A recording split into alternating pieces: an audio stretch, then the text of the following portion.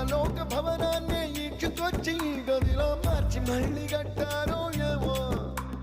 మాయజాలము తెలుసు మంత్రగారడి తెలుసు రెంటి కన్న ఇది ఇంకోటేమో నీలాకాశం నేలాకొస్తే ఇట్టాగే ఉంటాదో ఏమో ఈ సంతోషం